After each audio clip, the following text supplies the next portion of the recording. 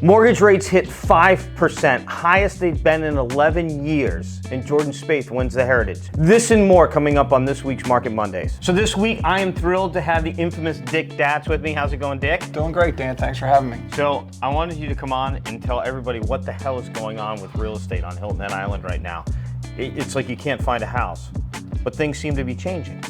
I think so. We're seeing more properties come on the market, Dan. Not still in abundance, but there are more properties coming on. Give you an example, Palmetto Dunes villas seem to be, there's a lot more inventory up there than I've seen in a while. It'll get absorbed, but you know, a few weeks ago there were just one Hampton Place, now there's three, things like that. So if you're considering selling, you might have a one-of-a-kind property. So that's what we're kind of trying to tell people as we speak to them in our day-to-day business. Okay, is this a sign of the bubble that everybody's talking about coming? Is that why all of a sudden now there's three Hampton Places? I don't think so, because there's still a scarcity of villas and homes for sale here on the market. So I don't see that any kind of bubble coming, but there's just, there might be more than there was last week. So that type of thing. Yeah, so again, we're telling you every week, there is no bubble coming. Don't believe it. Interest rates have ticked up, now they're over 5%. Is that gonna have an impact?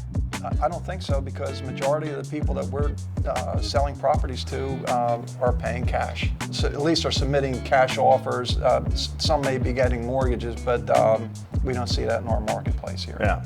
So I mean, it's going to have a huge impact on refi business, right? Like if you're going to refinance your house and you haven't done it by now, like you missed the boat. Yeah, you're not going to do it. Right, you're not going to do it. So it's a huge effect on that. So there's going to be a lot less loans written, but the majority of those are going to be refi loans. One thing that you do have to be careful of is if you have any kind of an extended closing, right? Like I've heard of situations where people buy a house from a contractor and the contractor is building their house and the house gets all done and they go to get a loan and the interest rate has gone up enough that they're having trouble affording the new payment, with the additional interest added in.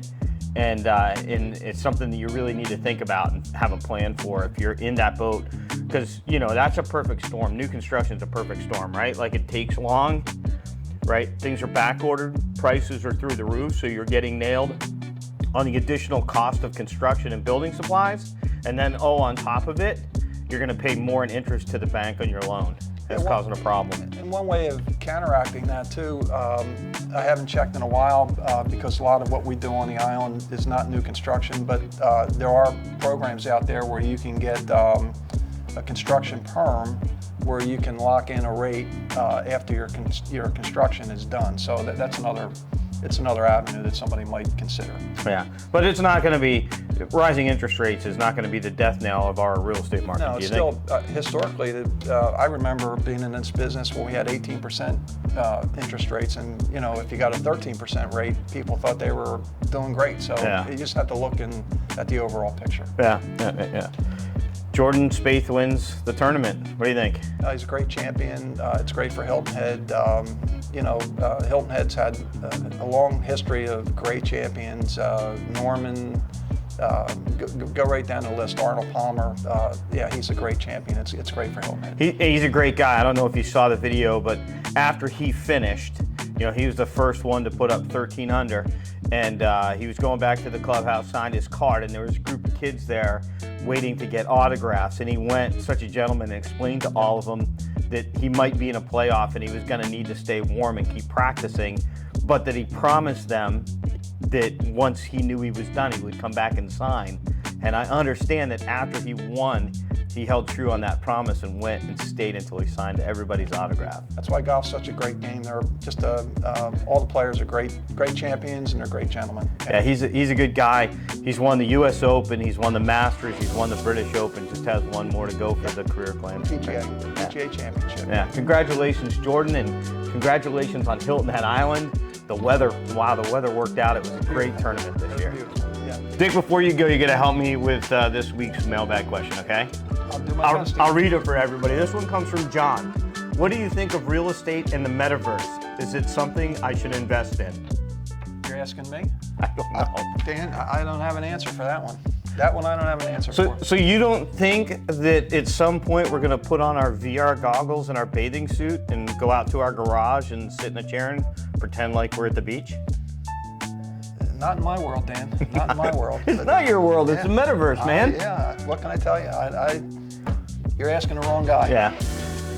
You know, there is some uses for the metaverse in terms of business usage and virtual malls and those kind of things. Like I see a play for the metaverse in that realm.